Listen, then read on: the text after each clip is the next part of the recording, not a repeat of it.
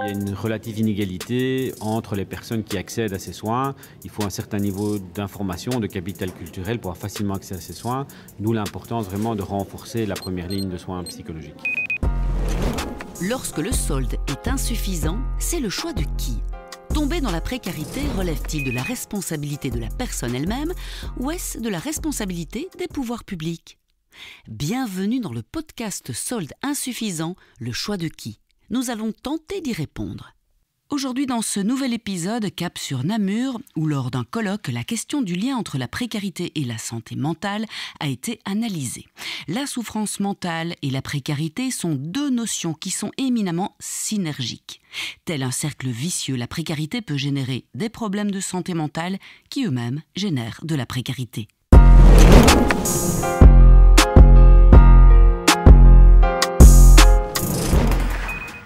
Mais commençons par une définition de la santé mentale, et c'est François-Xavier Polis qui s'y colle. François-Xavier est psychiatre de l'adolescence au Centre neuropsychiatrique Saint-Martin, à Daves, depuis 2016. Fondateur de l'Atanor, une unité spécialisée qui reçoit en internat maximum 20 jeunes en difficulté de 15 à 18 ans pour quelques semaines. Pour moi, la santé mentale, c'est une capacité de s'adapter au mouvement de la vie. Si vous êtes déjà un petit peu sur la réserve en temps normal et que la crise arrive, vous n'allez pas savoir vous adapter. Et donc cette santé, c'est vraiment cette souplesse qu'on va avoir pour pouvoir affronter la vie et se déployer dans la vie. À Christine Mailly, secrétaire générale et politique du réseau wallon de lutte contre la pauvreté, nous avons demandé de nous dire ce qui, pour elle, était la précarité et si elle estimait que ce lien avec la santé mentale était important et surtout si les soins de santé étaient potentiellement accessibles à tous. Alors, les soins de santé ne sont évidemment pas accessibles à tous quand on voit ça sur le terrain. Alors, c'est vrai qu'on peut dire qu'il y a eu des évolutions en termes de santé mentale. Il y a des consultations santé mentale quasi gratuites ou remboursées à 100%. Et donc là, on a vu une augmentation, je veux dire, de possibles services à la population. Ce qu'il y a, c'est que quand on vit véritablement et profondément dans le trop peu de tout, le trop peu d'argent, le trop peu de moyens matériels et immatériels, objectivement, la vie quotidienne est mangée par la résolution du concret au jour le jour. Et quand on a sa vie qui durablement est installée là-dedans, eh bien, le fait de se dire je pourrais prendre de la distance, je pourrais aller parler de mon mal-être, je pourrais aller déposer ce que je vis mal, je pourrais aller parler de l'état dépressif dans lequel je suis, c'est quelque chose qui n'a pas de place. C'est évacué parce que tout le temps et l'énergie est bouffé, au sens littéral du terme, pour faire tenir sa vie matérielle, concrète, réduite au portefeuille et au papier en général. Donc ce qui est tout le contraire de comment consacrer de l'attention à un être humain dans toute sa plénitude et son entièreté. Donc on n'y pense même pas et on l'élimine. Et donc ce qui peut se passer, évidemment, quand on vit durablement comme ça dans le trop peu de tout, c'est un craquage à un moment donné qui est alors plus une crise qui se déclare et où là, les personnes sont perdues et donc doivent être prises en charge dans l'urgence, en arrivant dans un service hospitalier ou bien en téléphonant éventuellement dans un service de santé mentale, mais qui va souvent dire, écoutez, vous aurez rendez-vous dans un mois, dans 2 mois, dans 3 mois, parce que liste d'attente, etc. Et donc, la crise, elle est là, et donc ça veut dire que les personnes ne vont pas sentir l'espace, et donc soit la crise va passer, soit elle ne va pas passer, mais de toute façon, les gens ne croiront pas à la possibilité d'y aller. Il faut bien dire aussi que les personnes qui vivent dans le trop peu de tout, elles sont victimes, j'ai envie de dire, d'un état dégradé de santé mentale plus ou moins intense par le fait qu'il y a toutes sortes de droits de la vie quotidienne auxquels ils n'accèdent pas, qui les mettent dans des situations d'angoisse, de stress, de peur, de culpabilité, etc., qui les rongent de l'intérieur. Ça ronge moralement, ça ronge physiquement et ça rend malade. À quoi je pense, c'est évidemment le droit au logement, qui est un problème majeur. Le droit à l'alimentation, où chez nous, il faut aller tendre la main pour avoir de l'alimentation. Quoi de plus dégradant, quoi de plus terrible. C'est ce que vous appeliez le droit à l'aisance. Voilà. Tout ça, ça nourrit ce que les militants appellent le droit à l'aisance. Et le droit à l'aisance, il faut bien l'entendre, et les militants l'entendent sur le plan justement de la tranquillité mentale, de la santé mentale. Ce qu'ils disent, c'est si ces droits-là, on y accédait avec une certaine facilité, eh bien, on évacuerait ces peurs, ces stress, ce conflit avec nous-mêmes, cette culpabilité, ce regard dégradant qu'on sent dans le regard des autres sur comment on nous considère la société, la perte de confiance que j'ai en moi, le rapport à ma famille qui me déconsidère compte tenu des conditions. Eh bien, donc si j'avais ce droit à l'aisance, c'est ça que ça nourrit. C'est pas de l'argent, ça m'apaiserait. Et alors je peux m'investir dans ma vie. Et m'investir dans ma vie, c'est aussi éventuellement alors se dire quel est le temps que je peux me consacrer pour me faire du bien, notamment en allant parler avec quelqu'un, en allant me faire soigner, en prenant en considération ce qui me fait mal, ce qui me blesse, ce qui m'empêche de, ce qui me perturbe. François Pearl, conseiller stratégique au secrétariat général de Solidaris, ne dit pas autre chose. Il analyse avec précision le cercle vicieux entre précarité et santé mentale. Santé et précarité tout court. Être pauvre tue. L'espérance de vie des personnes précarisées est plus limitée que celle des personnes qui ont un capital financier plus important. Et forcément, dans ce contexte, la santé mentale, eh bien, c'est un peu la double peine des personnes en précarité parce que ça crée la santé mentale. On sait aussi que tous les problèmes de dépression et autres, un facteur de prédisposition, c'est l'insécurité sociale. Et donc la sécurité sociale est probablement un remède à la santé mentale. Allons voir d'un peu plus près ce qu'il se passe sur le terrain. Poussons la porte de la Gerbe, une structure ambulatoire qui, par son approche pluridisciplinaire, répond aux difficultés psychiques ou psychologiques des enfants, adolescents, adultes et leurs familles. Elle a surtout pour visée de permettre une accessibilité la plus ouverte possible à ces services. Sophie Carolite Krumpout, psychologue clinicienne, psychothérapeute, psychanalyste superviseuse à la Gerbe et formatrice. La Gerbe a développé, vu son implantation qui est au centre de Schaerbeek, dans un quartier multiculturel et avec beaucoup de précarité autour. On reçoit de tout type, normalement tout type de personnes, c'est du tout venant, mais principalement quand même des gens très précarisés socialement, économiquement et psychiquement. On a beaucoup de personnes qui sont atteintes de troubles psychiatriques. Et une des particularités de la Gerbe, c'est de travailler sur du communautaire. Donc on a par exemple un accueil de 9h à 17 pour toute personne qui se présente à la Gerbe sans rendez-vous. Ce qui est rare, évidemment. Ce qui est très rare. Prendre rendez-vous avec. Oui, c'est rare et c'est d'autant plus rare que ce sont des thérapeutes qui accueillent. Alors, thérapeute au sens large, assistante sociale, psychomotricienne, psychologue, psychiatre. Voilà, tous les gens qui y travaillent peuvent recevoir le tout venant à n'importe quelle heure entre 9 et 17. Et, très important, gratuitement, ou en tout cas, chacun mettra selon ses moyens. Alors chacun met selon... payer la consultation. Oui, selon ses moyens, selon ce qui est possible pour eux dans la période dans laquelle ils sont à ce moment-là. Et on a beaucoup, effectivement, de sans-abri ou de personnes qui vivent dans la rue, qui peuvent venir passer du temps dans le centre sans spécialement avoir de rendez-vous.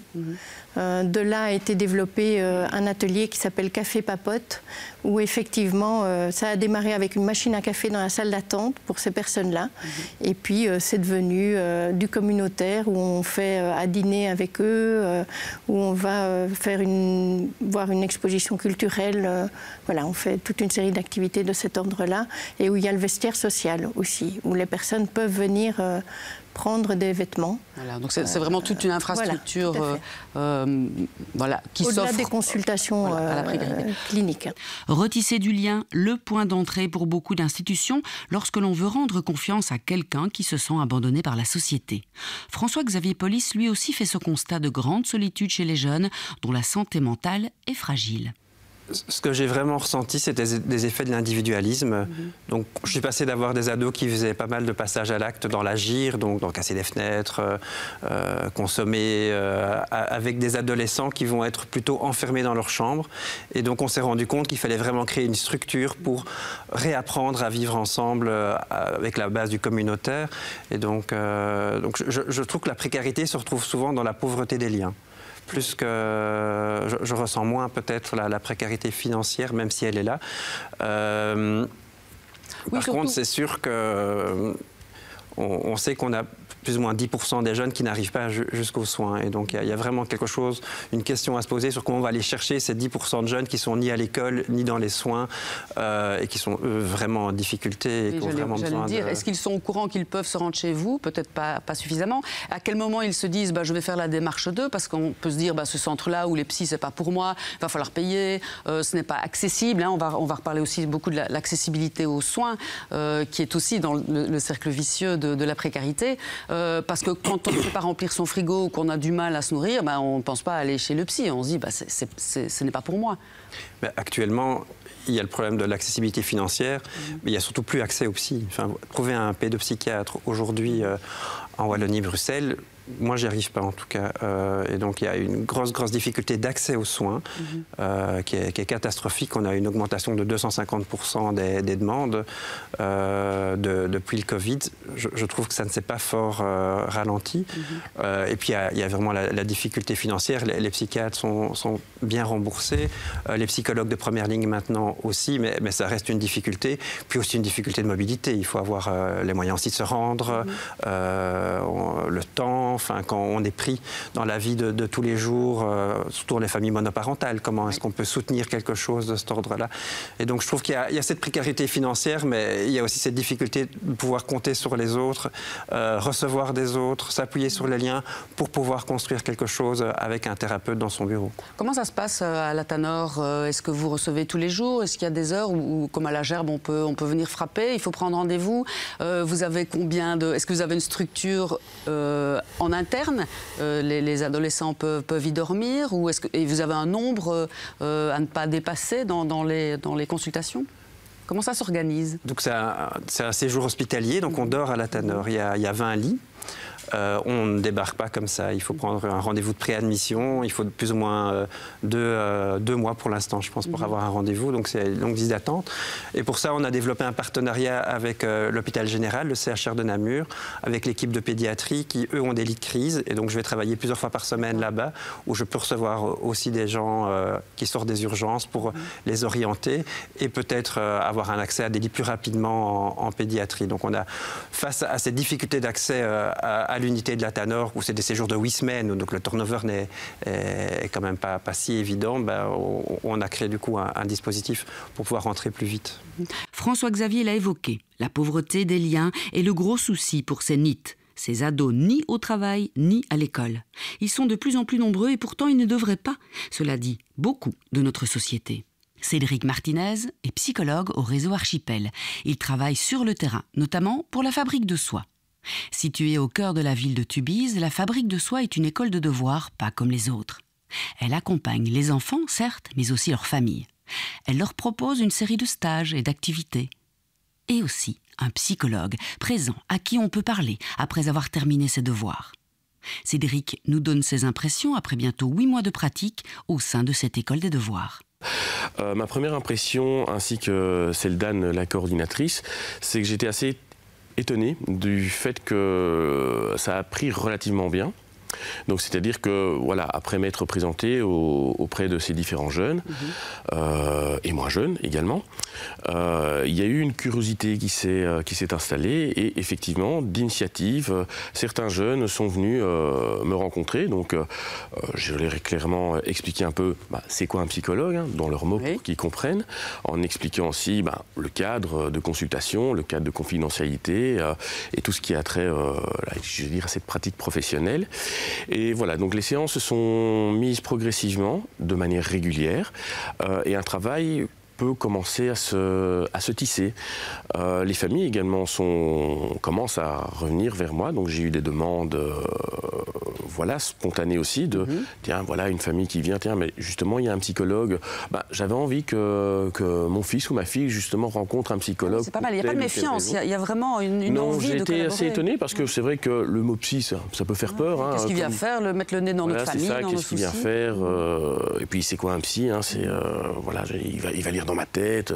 Enfin, je veux dire, tous les clichés qu'on peut avoir d'un psychologue, comme vous le disiez, c'est parfois difficile de franchir la porte, soit d'un psy ou d'un service de santé mentale. Là, je n'ai pas senti cette crainte, mais plutôt une curiosité et un élan. Sur les nombreux projets d'écoute et d'intervention sur le terrain, le plus novateur et certainement le plus humain est celui qui met en œuvre les témoins du vécu militant au réseau wallon de lutte contre la pauvreté. Christine Mailly, sa directrice, nous les présente. Alors, les témoins du vécu militant sont des personnes qui, plus ou moins intensément, connaissent la pauvreté, donc la vie dans le trou peu de tout, qui décident finalement d'investir le réseau Wallon de lutte contre la pauvreté pour y apporter leur connaissance de la traversée de la vie dans trop peu de tout, mais aussi pour la collectiviser et pour être d'accord de dire identifions les combats qu'on peut mener pour arriver à inverser les choses et arriver au droit à l'aisance, à cet apaisement qu'ils méritent. Alors, ils ne viennent pas le chercher pour eux-mêmes, mais ils viennent essayer de transformer la société avec nous au niveau du réseau Wallon de lutte contre la pauvreté. Alors, c'est ambitieux. Le combat est aujourd'hui disproportionné, donc il est très difficile puisque on voit bien qu'on risque d'être de plus en plus orienté vers la seule issue pour qu'une société aille bien et le développement économique, l'investissement économique, le profit, et puis ça ruissellera un jour, alors qu'on voit depuis des dizaines d'années que ce n'est pas ça, le chemin de la construction des inégalités. Mais malgré ce défi extrêmement important et à caractère démesuré, ils investissent fortement avec nous, avec d'autres acteurs, dans des alliances qu'on peut faire. Ils ont des propositions intelligentes à faire, parce que les témoins du vécu aussi, c'est des citoyens qui ont quelque chose dans la tête. Donc pauvreté ne veut pas dire dénué de capacité de réfléchir sur les systèmes. Par contre, leur regard sur les systèmes est différent de celui qui n'est pas privé de tout. Il n'y a rien à faire. Quand on vit au quotidien privé de tout, on n'analyse pas l'organisation de la société de la même façon. Et ça nous est indispensable pour prendre les bonnes décisions. Donc voilà, c'est cet investissement-là. Si par effet collatéral, ce sont des personnes qui en plus se sentent un peu plus considérées dans le processus démocratique du fait de pouvoir participer de cette façon-là, tant mieux. Et si indirectement eux-mêmes, ça nourrit leur confiance en eux-mêmes par le fait de se sentir utile, mais plus qu'utile, nécessaire, indispensable au débat et à la construction du débat politique, tant mieux. Ah, le débat politique, parlons-en. Qu'est-ce que cela dit d'une société ? Autant de personnes en précarité et en souffrance mentale. Sans doute rien de bon. François Pearl. On est dans un système économique qui encourage la productivité. On est dans un pays où on ne le sait pas trop, mais les travailleurs sont particulièrement productifs. Donc on a un terrain qui, en termes d'environnement et de facteurs de stress, est très important. Et donc ce facteur de stress génère des problèmes de santé mentale. À côté de ça, il y a des choses qu'on ne maîtrise pas. Il faut être honnête, sur le plan scientifique, on n'arrive pas très bien à maîtriser pourquoi est-ce que la santé mentale des jeunes est un tel problème, pourquoi est-ce que la dépression ne fait que croître. L'OMS parle d'une vraie épidémie de dépression, donc il faut avoir un peu d'humilité aussi par rapport aux causes, mais ne pas non plus nier les causes qui sont évidentes, comme le travail, je répète, le système éducatif, le logement, qui peuvent générer des problèmes de santé mentale assez importants. Et déjà, si on parvenait à traiter les causes connues, ça limiterait grandement les problèmes et ça laisserait peut-être le champ plutôt à des causes inconnues qu'on ne maîtrise pas et qui, alors à ce moment-là, peut-être renvoient plus au traitement individuel qu'au traitement de la société. Christine Mailly. On évolue quand même depuis quelques années vers une société individualiste, de la méritocratie et du tout au profit financier et économique. Donc on relègue en second tout ce qui fait les saveurs de la vie humaine, les particularités de la vie humaine, la relation, les liens sociaux. Alors on peut quand même dire que alors qu'on sait par le travail qui est réalisé par certains acteurs sociaux, associatifs, culturels, collectifs, de maisons de quartier, etc. On voit à quel point, quand le lien social peut être nourri dans une régularité, dans une profondeur, dans une proximité avec des personnes, ça peut porter du bien. On sent la tension dans laquelle on est par rapport à ça, avec une représentation de certains acteurs disant tout ça, ça coûte fort cher, ça ne rapporte pas, ce n'est pas du profit immédiat. Je pense que même au niveau calcul, c'est une erreur fondamentale, parce que lorsque les gens n'ont pas cette opportunité-là, le jour où ils craquent fortement. Donc on va arriver avec des hospitalisations longues, des choses comme ça qui vont peser sur la sécurité sociale. Ça coûte aussi en termes démocratiques. En termes démocratiques, justement, pour la bonne santé mentale et physique de notre démocratie, ne stigmatisons-nous pas un peu trop les populations plus pauvres ? Alors, ça va un peu mieux du point de vue de la stigmatisation, mais la stigmatisation reste un problème. Donc, il ne faut pas être trop optimiste sur le fait que, effectivement, c'est moins tabou qu'avant, mais ça reste un problème. En termes d'accès, on a pas mal progressé, notamment avec la possibilité de remboursement de soins de psychologue de première ligne. Mais voilà, on constate aussi qu'il y a une relative inégalité entre les personnes qui accèdent à ces soins. Il faut un certain niveau d'information, de capital culturel pour avoir facilement accès à ces soins, d'où l'importance vraiment de renforcer la première ligne de soins psychologiques. Finalement, ne devrait-on pas aussi soigner notre société pour peut-être enfin sortir de ce cercle vicieux précarité santé mentale? Alors, ce qui est certain, c'est que si on ne soigne pas la société, on ne sait pas soigner les individus. Donc, il ne faut pas non plus nier la composante individuelle des problèmes de santé mentale. C'est des problèmes individuels. Mais c'est clair que sans toucher à l'environnement global de la société, les problèmes individuels ne font faire que croître parce qu'une grosse partie de ces problèmes individuels sont la résultante de problèmes de société. Le système éducatif, le système professionnel, le système carcéral, la pauvreté, le logement. On a vu que toute une série de déterminants de problèmes de santé mentale sont des problèmes de société. Donc il faut d'abord et avant tout soigner cette société effectivement qui est au bord de l'épuisement.